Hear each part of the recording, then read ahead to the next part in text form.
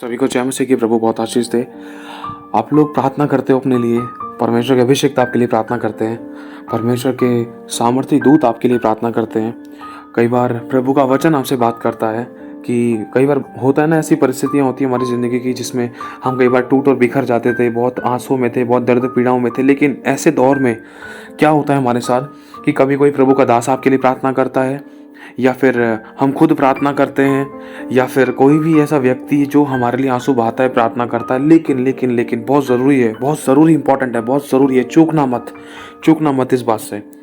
देखो, हम अपनी प्रार्थनाओं को कैसे काटते हैं। आज बहुत बड़ी बड़ी प्रार्थनाएं लोगों के लिए की जा रही है, लोग घंटों तक उपवास रख रहे हैं, उसके बाद प्रार्थना करते हैं, प्रार्थना के बाद झट से उस प्रार्थना और उस उपवास की ताकत को एक तरीके से हम मिट्टी में मिला देते हैं, खराब कर देते हैं। कैसे? उसकी ताकत को, उसकी सामर्थ्य को, उस उत्तर को कैसे काट देते हैं। उदाहरण के तौर पर मान लो मेरे लिए किसी ने प्रार्थना करी है और या उपवास रखा, या मैंने खुद उपवास रखा है किसी बात के लिए मैंने प्रार्थना करी, बहुत बिलख रहा हूँ, या मैंने प्रार्थना करी किसी चीज़ को लेकर, तो उसका उत्तर मिलने से पहले ही मैंने उसको काट दिया है कि मेरे को उत्तर ना मिले। ऐसी कौन सी गलती है जिसके कारण हमारी प्रार्थनाओं का उत्तर हम खुद काट देते हैं, रुकावट बनते हैं अपनी प्रार्थनाओं के उत्तर में। क्योंकि परमेश्वर किसी की प्रार्थना नहीं रोकता है। ध्यान रखना मेरे भाई और बहनों, क्योंकि प्रभु का तो वचन कह रहा है, जिस समय तूने मुझे पुकारा उसी समय मैंने तेरी सुन ली। प्रभु ने कहा है कि तूने मुझसे मांगा, मैंने तुझे दे दिया। प्रभु का वचन कहता है तू मुझसे मांग, मैं तेरी सुनूंगा। प्रभु खुद कह रहा है संकट में मैं तेरे संग रहूंगा। प्रभु खुद कह रहा है मैं तुझे छुड़ाऊंगा क्योंकि तूने मुझसे प्रेम किया। मतलब और भी बहुत सारे वचन हैं। इन सारी बातों के द्वारा परमेश्वर का आत्मा हमसे कहना चाहता है कि झट जैसे ही हम उसको पुकारते वैसे ही हमें उत्तर मिल जाता है। लेकिन हमारी किन गलतियों के कारण हमारा प्रार्थना का उत्तर अटक जाता है, रुक जाता है या कट जाता है। कि ऐसी कौन सी चीज़ है जो हमसे गलतियां हो जाती थी, ऐसी कौन सी बातें, ऐसा कौन सा व्यवहार है, ऐसे कौन से काम है जिसके कारण हम अपनी प्रार्थना का उत्तर खुद ही रोक लेते थे। ये सच्चाई है। क्योंकि देखो, जब इंसान को प्रार्थना का उत्तर नहीं मिलता ना, फिर उस चीज़ को लेकर इंसान इधर उधर भटकता है। इस पास्टर से प्रार्थना करा लो, उस पास्टर से प्रार्थना करा लो, इस भाई से, इस बहन से, इस मैम से, या इस पास्टर से, किसी भी व्यक्ति से प्रार्थना करा लो। प्रार्थना तो हजारों जगह, दसियों जगह से हो जाती है, लेकिन फिर भी काम क्यों नहीं हो रहा है? इसका एक सबसे बड़ा कारण यह भी है कि हम अपनी प्रार्थनाओं को अपने ही शब्दों के द्वारा काट लेते हैं। चाहे सुनने में आपको आसान लग रहा हो, सुनने में आपको कॉमन लग रहा हो, लेकिन ये हकीकत है। एक बार इसको सोच कर देखना, ये हकीकत है। कई बार ऐसे अंगीकार हमारे जुबान से हो जाते हैं, हमें पता भी नहीं चलता है। जैसे मान लो कोई भाई है, वो बीमार है, अब उसके लिए मैंने प्रार्थना कर दी है, उसके लिए प्रभु के बड़े अभिषिक्त ने प्रार्थना कर दी कि प्रभु तेरे नाम से भाई चंगा हो जाए। लेकिन उस भाई की जिंदगी में जो भी समस्या थी, उसको लेकर अगर वो दोबारा से गलत अंगीकार कर रहा है, गलत शब्द बोल रहा है, हाय मैं ये हो गया, हाय मैं वो हो गया, मेरे साथ ये हो गया, मेरे साथ वो हो गया, मैं तो ठीक नहीं हो रहा, ये नहीं हो रहा, वो नहीं हो रहा, तो फिर कोई भी प्रार्थना का फायदा नहीं है। क्योंकि शब्दों के द्वारा प्रार्थना काट दी, और प्रार्थना भी शब्दों से ही की जाती है। ध्यान रखना इस बात का। अगर मैं आपके लिए प्रार्थना करूंगा तो मैं भी शब्द बोलकर ही प्रार्थना करूंगा, जिन शब्दों को आप सुनकर ग्रहण करो। इसी तरीके से हमारे दूसरे अंगीकार भी होते हैं जो शब्दों के द्वारा होते हैं, जो गलत होते हैं। इसलिए हमें उन गलत शब्दों को बिल्कुल रोक लगानी है, बिल्कुल काटने हैं, बिल्कुल भी ऐसा व्यवहार नहीं करना है जिससे कि हमारी प्रार्थनाओं का उत्तर कटे। जैसे, क्योंकि बहुत से लोगों के साथ ऐसा हुआ है, एक नहीं बहुतों के साथ ऐसा हुआ था। हमारी बहुत सी गलतियों के कारण हमारी प्रार्थनाओं के उत्तर रुक जाते थे, या कट जाते थे, या उत्तर नहीं मिल पाता था। हम मतलब कई कई महीनों से, दिनों से, हफ्तों से बहुत लंबा लंबा उपवास रख रहे हैं, कई कई घंटे हम भूखे रहते हैं, प्रार्थना कर रहे हैं, आराधना कर रहे हैं, और जिस बात की समस्या के लेकर हमने प्रार्थना करी है, उपवास रखा है, प्रार्थना और उपवास रखने के द्वारा उन बातों के लिए हम प्रार्थना तो करते हैं, लेकिन जैसे उपवास और प्रार्थना करने के बाद, उन समस्याओं के लिए प्रार्थना करने के बाद, जब हम बिल्कुल लाइफ में फ्री होते, जब अपने काम में बिजी होते, तो कहीं ना कहीं हमारे मुंह से ऐसे शब्द निकलते हैं जिससे हमारी प्रार्थना और आराधना बिल्कुल, मतलब एक तरीके उसका अभिषेक, हम उसको खराब कर देते हैं। दूसरा, जैसे ये किसी भी व्यक्ति ने हमारे लिए प्रार्थना करी है, तो उसके अभिषेक को भी हम तोड़ देते हैं, काट देते हैं, उसके उत्तर को भी हम अपने मुंह से बोलकर गलत अंगीकार करके रुकावट डालते हैं। सच्चाई बता रहा हूं, ऐसे एक के साथ नहीं, बहुतों के साथ हुआ था। जैसे मान लो अब आपने मेरे लिए प्रार्थना करी है, आप मेरे लिए प्रार्थना कर रहे हो कि मैं आपसे बोल रहा हूँ, दीदी भैया मेरे लिए प्रार्थना कर दो, मेरे ना सर में दर्द हो रहा था। फिर उसके बाद जैसे आपने मेरी प्रार्थना का उत्तर सुना, मतलब मेरे प्रार्थना का विषय सुना, आपने मेरे लिए प्रार्थना करना शुरू किया, प्रभु यीशु मसीह तेरे नाम से ये तेरे बेटा शैंकी चंगा हो जाए, ठीक हो जाए, इसका सर दर्द ठीक हो जाए। जैसे ही आपने आमीन बोल दिया, आपने मेरे लिए प्रार्थना कर दिया, आमीन बोल दिया, वैसे ही मैंने बोल दिया आमीन आमीन आमीन, प्रभु आपको बहुत आशीष दे। और पता है फिर मैंने उत्तर में क्या, मैंने आपके साथ बात करने में और क्या बोल दिया, मेरे ना बहुत लंबे टाइम से सर दर्द हो रहा था, ये तो ठीक ही नहीं होता, पता नहीं कितने दिन से मैं दवाई भी खा रही हूँ, ठीक ही नहीं होता है। अभी प्रार्थना कराई और अभी से ही मैंने गलत शब्द बोलना शुरू कर दिया, ठीक ही नहीं होता है। तो कहाँ से ठीक होगा? अभी जो हाल के हाल प्रार्थना करवाई है मैंने आप लोगों से, तो प्रार्थना का सर तो मैंने काट दिया, हाथ क्या था अभी की अभी काट दिया अपने मुंह से बोलकर, ठीक ही नहीं होता है। तो प्रार्थना कोई काम नहीं कर सकती है, ये सच्चाई है। हमें पता नहीं चलता है, हमें आदत हो गई है ऐसे शब्दों की मेरे भाई और बहनों। इसलिए आज हमें सावधान होने की जरूरत है। कई बार अनजाने में भी, जानकर भी, या कई बार बहाव में आकर हमारे मुंह से ऐसे शब्द निकल जाते हैं जिसके द्वारा हमारी प्रार्थनाओं का असर खत्म हो जाता है, कट जाता है, रुक जाता है, और हम बोलते हैं मेरे प्रभु मेरी नहीं सुन रहा है। अरे प्रभु सुनेगा कैसे, जब प्रभु का वचन साफ कह रहा है तुझसे कि देख मैं तेरे मुंह के फल का सर्जनहार हूं, तेरे मुंह में जीवन है और मृत्यु है। अब ये तेरे हाथ में कि तू उसको जीवन के लिए इस्तेमाल करना चाहता है, मृत्यु के लिए इस्तेमाल करना चाहता है। अब ये तेरे हाथों में है। इस जुबान को तू चंगाई के लिए, छुटकारे के लिए, आशीष के लिए, बरकत के लिए इस्तेमाल करना चाहता है, या बीमारी के लिए, परेशानी के लिए, तकलीफों के लिए, आंसू के लिए, श्राप के लिए इस्तेमाल करना चाहता है। वो तेरे हाथ में है कि मैं तो ऐसा हो गया, मैं तो वैसा हो गया, तो ठीक ही नहीं हो रहा, मैं तो परेशान हो गया, तकलीफ होगी, समस्या होगी, आंसू, कर्जा चढ़ते ही जा रहा है, मैं तो नुकसान में ही जाते जा रहा था, मैं तो ऐसा हो रहा था, मैं तो वैसा हो रहा था, प्रार्थना नहीं कर पा रहा, आराधना नहीं कर पा रहा। क्या फायदा फिर? चाहे किसी से भी प्रार्थना करा लो, अगर हमारे शब्द भी गलत है तो भी कोई फायदा नहीं। मैं कह रहा हूँ खुदावन भी, यीशु भी अगर आके हाथ रख देगा ना सर पे, अगर तब भी हमारे शब्द गलत है, तब भी हमारी प्रार्थना का उत्तर रुक जाएगा, छुटकारा रुक जाएगा, नहीं हो पाएगा। क्यों? क्योंकि प्रभु साफ कहता है जैसा तेरा विश्वास वैसा तेरे लिए होगा। हमने अभी प्रार्थना करा ली है कि भैया हमारे लिए इस बात के लिए प्रार्थना करते हैं, ये परेशानी से बहुत लंबे समय से हम जूझ रहे हैं। चलो ठीक है, हम प्रार्थना करते हैं, अब चुप हो जाओ, मत बोलना कुछ गलत शब्द। हम प्रार्थना करते हैं, प्रार्थना जैसी पूरी करी उनके लिए, आमीन बोला, उसके बाद दोबारा से बहुत लंबे समय से परेशानी हो रही थी, पता नहीं कब आज़ादी मिलेगी, छुटकारा मिलेगा, मैं तो परेशान हो गई, मैं तो तकलीफ में, इतना आंसुओं में, ये तो मेरा पति छोड़ता ही नहीं है, करता ही नहीं है, ऐसा मानता ही नहीं है, समझता ही नहीं है, सुनता ही नहीं है। प्रार्थना करने के बाद भी ऐसे शब्द बार बार बोले जाने, तो फायदा क्या है प्रार्थना कराने का हम लोगों का? ये छोटी बात नहीं है, ये बहुत बड़ी बात है, गहरी बात है।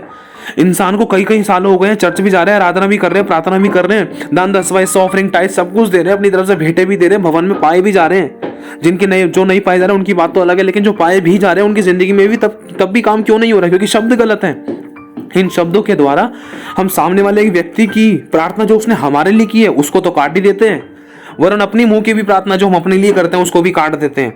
अभी थोड़ी देर में हमने, जैसे मान लो अभी कोई भी टाइम हो रहा है, मान लो 11 बज रहे हैं, मैंने अपने लिए उपवास के साथ 3 घंटे के उपवास रख के सुबह 9 से लेकर मैंने 11 बजे तक उपवास रखा, और मैंने प्रार्थना करी अपने लिए कि प्रभु मेरे को धन मिले, मेरे को आशीष मिले, मेरे को चंगाई मिले, यीशु के नाम से आमीन। मैंने 3 घंटे का उपवास रख के अपने लिए प्रार्थना कर ली 12 बजे तक। अब 12 बजे के बाद देखो कोई, और जैसे ही 12 बज जाएंगे, जैसे ही मैं प्रार्थना आराधना से करके हटूंगा, उसके बाद मेरे शब्द क्या हैं? ये तो ठीक ही नहीं हो रहा, ये तो है ही ऐसी, ये तो है ही ऐसा, मेरा तो नुकसान ही हो रहा था, मेरी तो बर्बादी हो रही थी, मेरी तो ये परेशानी हो रही थी, ये तो तकलीफ बढ़ी रही थी, ये तो ठीक ही नहीं हो रहा, कर्जा तो माफी नहीं हो रहा, कर्जा तो बढ़ते ही जा रहा था। मतलब ऐसे ऐसे शब्द बोल रहे हैं, एक तरफ थोड़ी देर पहले भी प्रार्थना करके हटे हैं और थोड़ी देर बाद ही हमारे शब्द ऐसे हो जाते हैं, तो कहां से ठीक हो सकता है? अब इन्हीं बातों को लेकर प्रभु का आत्मा में सिखाता है कि एक ही नल से 2 प्रकार का पानी नहीं निकल सकता, लेकिन फिर भी हमारे मुंह से ऐसी 2 प्रकार की बातें निकलती हैं। हम मुखौटा पहने हुए हैं और हम बोलते हैं प्रभु तो काम नहीं कर रहा, प्रभु तो काम करता है, हमें नजर नहीं आता, जब भी तो हमारे मुंह से गलत शब्द निकलते हैं, हम उसकी बातों को समझ नहीं पाते हैं, हम विश्वास कर नहीं पाते हैं। प्रभु ने कहा जैसा तेरा विश्वास वैसा तेरे लिए हो जाए। उदाहरण के तौर पर मैंने आपके लिए प्रार्थना कर दी, आपकी कोई भी तकलीफ थी, समस्या थी, और मैंने प्रार्थना कर दी, प्रार्थना करने के बाद आमीन बोल दिया। अब फिर उसी चीजों को लेकर अगर आप गलत शब्द बोल रहे हो कि ये तो ठीक ही नहीं हो रहा, तो हो ही नहीं रहा, तो जा नहीं रहा, अरे कब से जूझ रही हूँ, पता नहीं कब तक रहेगी ये तकलीफ, हमारे शब्द ऐसे हैं। तो इन चीजों को हमसे बोल कर है ना, हम अपने लिए ग्रहण करते हैं। और प्रभु का वचन कहता है जैसा तेरा विश्वास वैसा तेरे लिए हो जाएगा। अगर तू कह रही है कि कभी खत्म नहीं होगी तो कभी खत्म नहीं होगी, अगर तू कह रहा है तेरी बीमारी नहीं जाएगी तो नहीं जाएगी, अगर तू कह रही है प्रार्थना करने के बाद भी कि तेरा काम नहीं बनेगा तो नहीं बनेगा, अगर तू कह रहा है कि ये इंसान तेरी जिंदगी में बर्बादी को लेकर आया, परेशानी को लेकर आया, तकलीफों को, आंसू को लेकर आया, तो सच में लेकर आएगा। क्यों? क्योंकि तेरे शब्द हैं। क्यों प्रभु? हमने तो तेरे लिए प्रार्थना कर दी, मैंने तो तेरे को वचन बोल दिया, लेकिन तू वचन पर ध्यान नहीं लगा रही है, मुंह से गलत शब्द बोले जा रही है, मैं क्या कर सकता हूँ? मैंने तेरे सामने जीवन और मृत्यु की बातें रख दी है, जुबान में तेरे अधिकार दिया है, जुबान में तेरे जीवन और मृत्यु की बातें, लेकिन तू उसको इस्तेमाल ही नहीं कर पा रही है, तू करी मृत्यु के लिए इस्तेमाल रही है, तो मैं क्या कर सकता हूँ? मेरा हाथ भी तेरे सर पर जब तक रहेगा जब तक तू मेरे अनुसार है, मैं भी काम जब तक ही कर पाऊंगा जब तक तू मेरे वचन के अनुसार बोलेगी, करेगी। अगर तू बोलना अच्छी बातें बोल, तू बोल यीशु के नाम से मैं चंगी होने जा रही हूँ, मैं छुटकारा पाने जा रहा हूँ, मैं आशीष पाने जा रहा हूँ, मेरा कर्जा माफ हो रहा है, मेरा पति बदल रहा है, मेरी पत्नी बदल रही है, मेरे बच्चे बदल रहे हैं, मेरा नौकरी बिजनेस का काम अच्छा हो रहा है, मेरी सेविंग्स अर्निंग्स बढ़ रही है, और उन्हीं बातों पर अमल करती रहे जब तक तू ना पाए उन चीजों को। इसे कहते हैं लेकिन तू प्रार्थना करने के बाद, करवाने के बाद भी अगर उन्हीं शब्दों में अटकी है तो कोई फायदा नहीं है। सामने वाला का भी टाइम वेस्ट है, अपना भी टाइम वेस्ट है। ये सच्चाई है मेरे भाई और बहनों। आज हम बड़े बड़े काम कर लेते हैं लेकिन छोटी छोटी बातों में चूक जाते हैं। जिन बातों के लिए प्रार्थना, मान लो अब एक बहन है या कोई भाई है, अब उसके कोई तकलीफ थी, उसने प्रार्थना मुझसे करा ली, ठीक है, मुझसे प्रार्थना करा ली। अब मेरे साथ प्रार्थना कराने के बाद थोड़ी देर बाद किसी और को फोन मिला लिया, भैया जी आप भी प्रार्थना कर दो, दीदी जी आप भी प्रार्थना कर दो। अरे क्या जो मेरे से प्रार्थना कराई है उस पर शक है क्या? क्यों मेरे से प्रार्थना करवाने के बाद क्या मतलब प्रभु काम नहीं कर सकता? हमारे विश्वास में कमी है। कई बार हम मनुष्य की ओर ताकते हैं। दूसरा कारण हम क्या करते हैं अपनी प्रार्थना को रोकने का, कि हम अपने शब्दों को ही गलत बोलते हैं। मान लो अब जैसे मेरे से किसी बहन ने, किसी भाई ने प्रार्थना कराई, भैया ये तकलीफ है, ये बीमारी है, परेशानी, इसके लिए प्रार्थना कर दो। मैंने कर दी। अब मैंने जब प्रार्थना कर दी तो उस व्यक्ति को दूसरे के पास प्रार्थना कराने की जरूरत क्या है? उसी थोड़ी देर बाद या 1 घंटे बाद या कुछ टाइम बाद। क्या हमें अंगीकार नहीं करना है? अपने हिस्से का भी तो हमें काम करना है। प्रार्थना हमारी ऊपर जाती है, उत्तर लेकर नीचे आती है। नीचे तो जब भी लेकर आएगी जब हम उसके लिए अंगीकार करेंगे। अगर हम उसको इनकार करेंगे तो कहां से उत्तर मिलेगा? अगर हम दूसरे व्यक्ति के पास जाकर दूसरे व्यक्ति से प्रार्थना कराने के लिए कह रहे हैं, दोबारा से क्या हमारे मुंह से वो अंगीकार नहीं होगा कि मैं बीमारी में हूं, मैं तकलीफ में हूं, मैं कलेशों में हूं, मेरे लिए प्रार्थना कर दो? तो फिर जो उससे थोड़ी देर पहले प्रार्थना कराई थी, उस प्रार्थना का क्या क्या क्या फिर आपने उस वाले भाई का जिससे पहले प्रार्थना कराई थी उसका टाइम वेस्ट किया या अपना टाइम वेस्ट किया? नुकसान किसका हुआ? जिसने प्रार्थना करी उसने तो आशीष पा ली, लेकिन जिसके लिए प्रार्थना हुई वो समझ नहीं पाया, उसने छुटकारा नहीं पाया। गलती इसमें परमेश्वर के दास की नहीं है, गलती हमारी खुद की है। और आज हम बोलते हैं खुदा तो मेरी प्रार्थना क्यों नहीं सुन रहा? अरे प्रार्थना तो सुनता है, जिसने हमें कान दिया वो बहरा नहीं है। वो सब कुछ सुनता है, सब कुछ देखता है, सब कुछ समझता है, करता है। उसने कहा है तूने मुझे पुकारा, मैंने तेरी सुन ली। ये वचन कह रहा है। घर वाले नहीं सुनते होंगे, परिवार वाले नहीं सुनते होंगे, हमारे खून के रिश्तेदार नहीं सुनते होंगे इतनी जल्दी खुदा बाप सुनता है। जो मनुष्य से नहीं हो सकता वो परमेश्वर से हो सकता है। ये सच्चाई है। लेकिन हम खुदा की गर्दन पकड़ते हैं कि तूने नहीं करा, तूने नहीं करा, तू तो ऐसा, तू तो वैसा, तू तो सुनता ही नहीं मेरी प्रार्थना, मैं तेरे को छोड़ दूंगी। अरे छोड़ दो, क्या करना है? क्या करना है पकड़ कर भी? जब हम उसकी समझ ही नहीं पा रहे, उसको सुन नहीं पा रहे, किसका नुकसान है उसको छोड़कर? किसका नुकसान है? हम अपना ही नुकसान कर रहे हैं, परमेश्वर का कुछ नहीं बिगड़ेगा। इसीलिए ध्यान रखना मेरे भाई और बहनों, हमारे परमेश्वर का कुछ नहीं बिगड़ेगा। हम किसको दोष देते हैं? हमारा खुद का ही नुकसान था। थोड़ी देर के गुस्से के चक्कर में हमने अगर गलत चुनाव कर लिया, बाद में फटका भी हमें ही खाना था।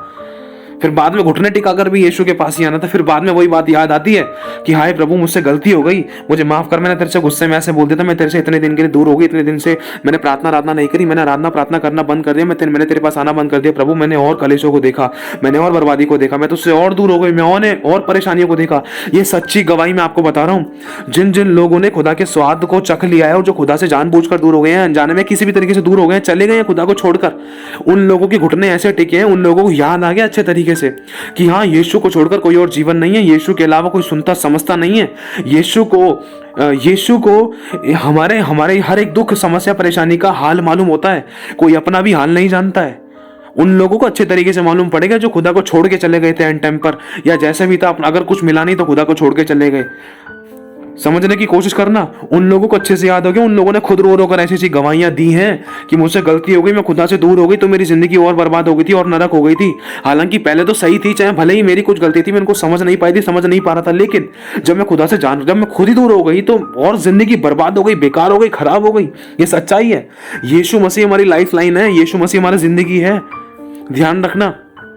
इसीलिए मेरे भाई और बहनों, आज ये बातें हमें जाननी है कि हम अपनी प्रार्थनाओं के असरों को काटने के कारण है ना, हम खुदा से प्यार करते हैं या तो अभिषिक्तों से प्यार करते हैं। धीरे धीरे करके विरोध आता है मन में, धीरे धीरे करके एक कंपैरिजन आता है कि उसकी प्रार्थना से काम नहीं हुआ, उसकी प्रार्थना से काम हो गया, वो इतना बड़ा पास्टर है, उसकी प्रार्थना से। अरे प्रार्थना चाहे बच्चा भी कर देगा ना तब भी काम हो जाएगा, लेकिन बात सारी ये है हमारे विश्वास और हमारे काम और हमारे अंगीकार कि क्या अगर हम बड़े बड़े अभिषिक्त की प्रार्थना को सुनने के बाद, अपने लिए ग्रहण करने के बाद भी अगर हम गलत शब्द बोल रहे हैं, मैं कह रहा हूं गारंटीड है नहीं हो सकता छुटकारा। क्योंकि ये वचन बता रहा है, ये मैं नहीं कह रहा, ये वचन साफ बता रहा है कि जैसे तेरा विश्वास, जैसे तेरे शब्द वैसा तेरे लिए होगा, जैसे तेरा अंगीकार वैसे तेरे लिए होगा। तो इसीलिए हमें इन बातों को ध्यान रखना। मैं कह रहा हूं अगर खुदा बाप भी आकर सर पे हाथ रख देगा और बोलेगा तू चंगा हो जा, तेरी बीमारी से तू आजाद हो जाए, लेकिन बार बार ये बोल रहे हैं कि मैं तो ठीक हो ही नहीं सकता, ये तो बचपन से ही थी। ठीक है भाई, बचपन से ही थी, नहीं हो सकता तो ठीक है, तो वो तेरे शब्द है, वो तू जाने। मैंने अपने हिस्से का काम करने की कोशिश करी, लेकिन तू उस आशीष को, उस चंगाई को, उस छुटकारे को ग्रहण नहीं कर सका। तूने शक किया, या तो तूने मनुष्य पे भरोसा किया, या तो तूने अपने गलत शब्दों को बोलकर अपने आशीषों को, अपने छुटकारों को रोक लिया, काट दिया, या तो तू अपने शब्दों पर ही भरोसा कर ले कि छुटकारा मिलने जा रहा है, यह कभी नहीं मिल सकता। अब तो इन में से एक बात को पकड़ ले, अगर एक बात को पकड़ लेगा तो बढ़िया रहेगा। देख, ना तो तू ठंडा है, ना तू गुनगुना है, ना तू गर्म है, तू गुनगुना है, इसलिए मैं तुझे अपने मुंह से उगलने पर हूं। भला होता कि तू ठंडा होता, या भला होता कि तू सरगर्म होता। मेरे भाई और बहनों, इसलिए देखो, खुदा आज हमें साफ बताना चाहता है, कोई मनुष्य बुरा नहीं है, परमेश्वर के अभिषिक्त बुरे नहीं है।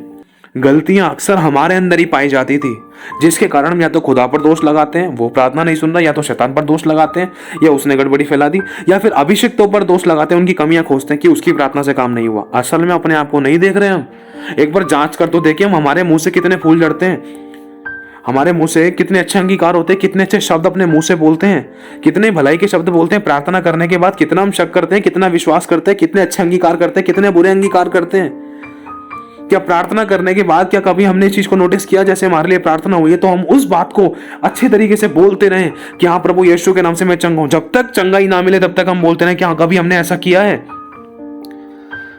याद करना एक बार इस बात को, जब तक आशीष ना मिले, जब तक बरकत ना मिले, जब तक छुटकारा ना मिले, तब तक उस अंगीकार को हम थामे हुए हैं। हमने गलत अंगीकार किया ही नहीं है, कर ही नहीं रहे हैं। चाहे परिस्थितियां कुछ भी दिखा रहे थे, हालत कुछ भी दिखा रहे थे, चाहे समस्याएं कुछ भी थी, लेकिन हमारे अंगीकार फिर भी अगर अच्छे बने हुए हैं तो खुदावन खुद उतर कर आकर आशीष दे सकता है, खुद अपने दूतों को भेजकर आशीष दे सकता है, खुद डिवाइन हेल्पर्स को, अलौकिक स्वर्गदूतों की सेवाओं को भेजकर हमारे लिए आशीषों को खोल सकता है और दे सकता है। सोचों पर भी वो आशीष देता है। हमारे साथ ऐसा हुआ है, हमने सिर्फ सोचा है, प्रभु ने घर पे आशीष पहुंचा दी है। सिर्फ सोचा है, बोलने की जरूरत नहीं पड़ी। अगर मनुष्य को बोलते, अपने खून के रिश्तेदारों को भी बोलते ना, तब भी वो डिले कर देता है या वो भूल जाता है। लेकिन खुदा नहीं भूलता है, खुदा याद दिलाता है, आंखों में खुशी के आंसू आते। देख, तूने सोचा था, तूने मांगा था, तूने इच्छा रखी, देख तेरे आगे सामने आ गया। देख, वो नहीं ला सका, वो नहीं ला सकी, देख लेकिन मैं लेकर आ गया तेरे अपने दूतों को भेजकर। ये सच्चाई, हमारे पास ऐसी गवाहियां हैं। वरन कल तक भी, परसों तक भी हमने बहुत बड़ी बड़ी गवाहियों को देखा है और देखते हैं और देखते रहेंगे। हमें अच्छे शब्द दिखाने हैं, कोई मनुष्य बुरा नहीं है। देखो, यदि चीज हमें ध्यान रखनी है, खुदा से दूर होकर तो कोई जिंदगी नहीं है। देखो, क्योंकि ठोकर खाने के बाद वापस खुदा के पास ही आना है। इससे पहले कि शैतान को मौका मिले, इससे पहले कि शैतान फाड़ कर खाए या नाश करे या काट मार करे या कुछ भी नुकसान करे, प्लीज माफी मांगकर पश्चाताप करके आगे बढ़ना। गलती हो भी गई, अगर रोना है तो खुदा के आगे रो, माफी मांगनी तो खुदा के आगे मांगो, लेकिन उसकी बात को समझने की कोशिश करो, वो आज कहना क्या चाहता है। ध्यान रखना, देखो, खुदा से दूर होकर कोई जिंदगी नहीं है। संसार में अगर कहीं और जिंदगी होती, अगर कहीं और सुख, शांति, चैन, विश्राम या आराम मिलता ना, तो आज हम यीशु के पास नहीं आते ठोकर खा के। अगर यीशु जीवन के जल के सोते के पास से आने के बाद भी अगर हम संसार में वापस चले जाएं, तो भूख के मारे, प्यास के मारे इंसान तड़प तड़प कर मर सकता है। ये सच्चाई है। और जीवन का जल का सोता आज हमारे पास है, उसकी हमें कदर करनी है प्लीज। इसीलिए आज ये वाली बातें हमें बताई गई। खुदा की आत्मा ने इन चीजों को सिखाया है कि इंसान अपनी प्रार्थना के असर को खुद अपने शब्दों से काट लेता है। जब प्रार्थना के द्वारा काम नहीं होता है, या फिर उसका विश्वास ठंडा पड़ जाता है, फिर वो खुदा से दूर हो जाता है। चमत्कार क्यों नहीं हो रहा, आशीष क्यों नहीं आ रही, बरकत क्यों नहीं आ रही। नए लोगों का भी तो हिसाब किताब क्या था। मैं किसी पर दोष नहीं लगा, लेकिन सोचना 100%, हाँ, कोई भी परफेक्ट नहीं है। शुरुआत में हर किसी की जिंदगी में ऐसा हो सकता था, हुआ होगा, लेकिन कुछ लोगों की जिंदगी में झट से काम भी हुए हैं। समझना इस बात को। जैसे मान लो मैं नया हूं, अब मैं नया हूं, मेरे को आपने सुसमाचार सुनाया, मेरे जीवन में जो समस्या थी उसको मैंने आपको बताया, और आपने उस समस्या के लिए मेरे लिए प्रार्थना कर दी है कि प्रभु यीशु के नाम से शैंकी भाई की समस्या ठीक हो जाए। अब अगर मैं उस बात के ऊपर पकड़ा हुआ हूँ, बना हुआ हूँ कि हाँ, जो प्रार्थना की है, चाहे समस्या और बढ़ रही थी, अगर मेरे मन में बार बार ये वाली बात आ रही है कि उस बहन ने, उस भाई ने मेरे लिए प्रार्थना करी थी, समस्या ठीक हो जाएगी, बस मुझे अच्छे शब्द बोलने, ठीक हो जाएगी, ठीक हो जाएगी, चाहे रात भर मैं कर रहा, लेकिन अगर सुबह तक मेरे शब्द सही है ना, तो चमत्कार 24 घंटों के अंदर मेरे हाथ में होगा। मेरे भाई और बहनों, क्योंकि वचन कह रहा, जिस समय तूने मुझे पुकारा उसी समय मैंने तेरी सुन ली। क्योंकि जब प्रार्थना हमारे लिए की जाती है, तो शैतान रुकावटें डालने की कोशिश करता है कि इसके मुंह से गलत शब्द बुलवाऊं या कुछ ऐसी गड़बड़ी फैलाऊं कि इसके मुंह से ऐसे शब्द निकले जिससे कि इसका छुटकारा, इसकी आशीष, इसकी बरकत, इसकी चंगाई रुक जाए। लेकिन अपने मुंह को अपने वश में रखते हुए अच्छे शब्द बोलने, जीवन की बातों को बोलना है, जिसके द्वारा शैतान चाहे कितना भी एड़ी चोटी का जोर लगा रहा था, वो हारा ही रहे और हार ही जाए, और कभी भी हमारी प्रार्थना के उत्तर को रोकने ना पाए, वरन अपने प्रार्थना के उत्तर को, दूसरों ने जो प्रार्थना हमारे लिए की है उसको हम देख नहीं पाए। इसीलिए मेरे भाई और बहनों, इन बातों से हमें यह सीख मिलती है कि हमें अपने शब्दों की चौकसी करनी है। क्योंकि शैतान बिल्कुल नहीं चाहता कि कोई आपके लिए प्रार्थना करे, शैतान बिल्कुल नहीं चाहता कि आप अपने लिए प्रार्थना करो, शैतान ये बिल्कुल नहीं चाहता कि आप अच्छे अंगीकार करके उन प्रार्थना को अपने लिए ग्रहण करो। शैतान बिल्कुल नहीं चाहता कि आप लोगों की प्रार्थना को या दूसरे लोगों ने जो आपके लिए प्रार्थना करी है उनका उत्तर मिले। शैतान बिल्कुल नहीं चाहता, लेकिन उन उत्तरों को पाना उन उत्तरों को पाना। मैं कह रहा हूं कि मैं नहीं, वरन प्रभु का आत्मा कहता है वो आपकी सामर्थ्य है, वो आपका बल है, वो आपका बल मूल है, वो आपका दृढ़गढ़ है, वो आपका सब कुछ है। जब वो आपके साथ है तो कहते हैं ना कि शेर के मुंह के अंदर से मांस छीनने वाली बात है, तो ये सच्चाई है। जब यहोवा आपके साथ है तो आप अपनी प्रार्थना को उत्तर शैतान के हाथों से, शैतान के मुंह से छीन कर निकाल लाओगे और शैतान कांपता रहेगा, वो डर जाएगा। इसके अंदर इतनी हिम्मत कहां से आ गई, इसको इतनी दृढ़ता कैसे मिल गई, इसको इतना विश्वास कैसे हो गया, इसको इतना बल कैसे मिल गया, इसको इतना भरोसा कैसे हो गया कि ये मेरे मुंह के अंदर से अपने प्रार्थना के उत्तर को निकाल ले आएगा। इसको इतने अच्छे अंगीकार करने कहां से आ गई, ये इतना दृढ़ कैसे हो गई शब्दों में, ये इतना दृढ़ कैसे हो गई विश्वास में। ये हमारे हाथ में है। बस ध्यान रखना है कि प्रभु हमारे साथ है और हमें सही शब्द बोल रहे हैं, सही शब्द बोल रहे हैं और उन पर बने रहना है। गलत शब्द बिल्कुल नहीं बोल रहे हैं। चाहे एक छोटा सा बच्चा प्रार्थना कर रहा है, मैं कह रहा हूं अगर आपको विश्वास नहीं है ना इस बात पे, तो आज ही नोटिस करके देखना, एक छोटे से बच्चे ने भी बोल दिया ना। ऐसी गवाही हमारे पास है। छोटी सी बच्ची है, उसने पापा के लिए प्रार्थना करी, पापा आपका सर दर्द ठीक हो जाएगा, यीशु मसीह पापा का सर दर्द ठीक कर दो। और थोड़ी देर बाद उसके पापा हील, बिना दवाई गोली के। समझने की कोशिश करना, या किसी बड़े पास्टर को नहीं बुलाया गया। कुछ इंसान के हिस्से के काम होते हैं। प्रार्थना परमेश्वर किसी की भी सुन सकता है। दूध पीते बच्चे से वो अपनी महिमा लेता है, यह वचन कह रहा है।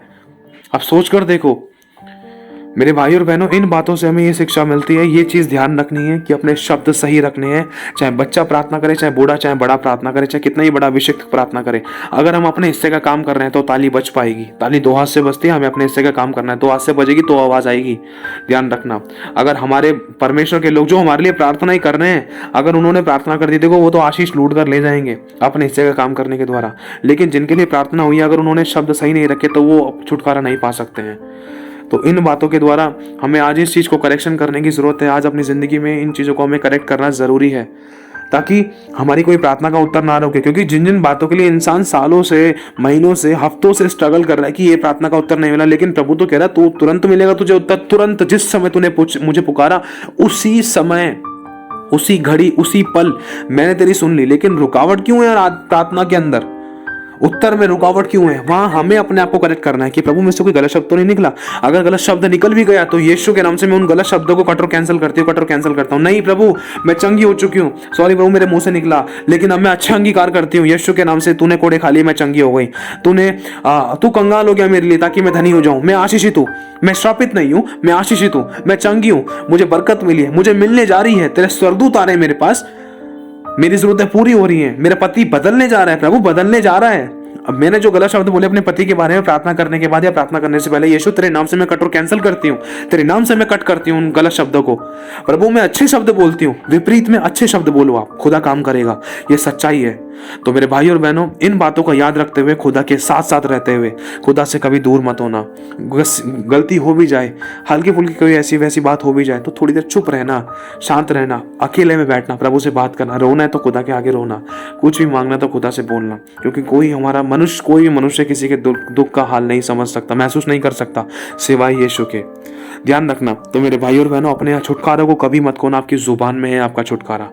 तो प्रभु आप सभी को आशीष दे, आप सभी को जय मसीह की। याद रखना, कभी यीशु मसीह ने गलत अंगीकार नहीं किया, और जो जो उन्होंने बोला वो हुआ। उन्होंने मृत्यु की नहीं वरन हमेशा जीवन की घोषणा करी। उनको जो चाहिए था वो चीज़ उन्होंने बोली। उनको अंधे की जिंदगी में आंखें चाहिए थी, तो यीशु ने कहा तो देखने लग। यीशु मसीह ने कोढ़ी की जिंदगी में, यीशु मसीह चाहता था कि उसके अंदर चंगाई आए, वो चलने दौड़ने लगे। इसलिए यीशु ने कहा कि क्या कहा कि उठ खड़ा हो, अपनी खाट उठा और चल फिर। यीशु ने ये नहीं कहा क्या तू कोढ़ी है, नहीं, गलत शब्द यीशु ने बोला ही नहीं, ना ही कोढ़ी बोलकर पूछा। ऐसे शब्द पूछे भी नहीं है यीशु मसीह ने। सिर्फ यीशु ने देखा, जाकर यीशु मसीह ने सिर्फ ये बोला क्या तू ठीक होना चाहता है, उठ खड़ा हो और अपनी खाट उठा और चल फिर। तेरे विश्वास ने तुझे चंगा कर दिया, तेरे पाप क्षमा हुए, लाजर बाहर आ। सही शब्द बोले। मैं कह रहा हूँ बाइबल खोज लो, गहराई में चले जाओ समुद्र की। जब आपको कीमती मोती, सिप्पी, सितारे मिलेंगे ना, तब आप उस चीज को समझ पाओगे कि हाँ प्रभु, मैं इतनी गहराई में गई नहीं थी, अगर आज गई हूं तो आज मुझे सिप्पी सितारे, ये प्रार्थना का उत्तर आज मेरे को मिल चुका है। आज मुझे तरीका पता चल गया है, ये एक नई कुंजी पता चल गई जिसके द्वारा आज मेरी उन्नति होगी, मेरी प्रार्थना का उत्तर मिलने जा रहा है। और जब तक परमेश्वर ने ये चमत्कार की बातें, ये जीवन की बातें, भली बातें, जो भलाई की बातें हैं, जब तक वो अपने मुंह से अंगीकार नहीं की, तब तक वो चीजें वैसी की वैसी ही थी। लेकिन जैसे ही परमेश्वर ने, जैसे ही यीशु मसीह ने अच्छे अंगीकार किए, तो वो चीज बदलना शुरू हो गई, वो चीज नजर आना शुरू हो गई। वो चीज़ें जीवन में बदलना शुरू हो गई। मृत्यु जीवन में बदला, बीमारी चंगाई में बदली, श्राप आशीष में बदला, आश्चर्य कर्म होना शुरू हुए। कब? जब बोलना शुरू किया। ये नहीं कि ऐसे छोड़ दिया, नहीं, बोलना जरूरी है। एक छोटा सा उदाहरण और आपके सामने बताना चाहता है प्रभु का आत्मा, समझना इसको, बहुत बहुत खतरनाक है, इसकी गहराई को जानना। बस आदि में परमेश्वर ने आकाश और पृथ्वी की सृष्टि की। पृथ्वी बेडोल और सुनसान पड़ी थी, गहरे जल के ऊपर अंधियारा था और उसके ऊपर परमेश्वर का आत्मा मंडराता था, वहां पर अंधकार था। समझना, तो परमेश्वर, अगर आप पढ़ोगे पहला अध्याय उत्पत्ति का और पहली से तीसरी आयत, चौथी आयत के बीच में, तो वहां पर लिखा है कि अंधकार था। परमेश्वर ने एक भी शब्द ऐसा खुद मुंह से नहीं बोला कि अंधकार हट जा। मतलब नेगेटिव वर्ड तो प्रभु ने कन्फेस ही नहीं किया, ना समझाने के लिए, ना समझने के लिए, ना किसी को मतलब दूर करने के लिए। वरन जो चीज चाहिए थी परमेश्वर ने उस चीज को मुंह से बोलना शुरू किया। क्या चाहिए था? उजियाला चाहिए था। इसलिए प्रभु ने क्या बोला?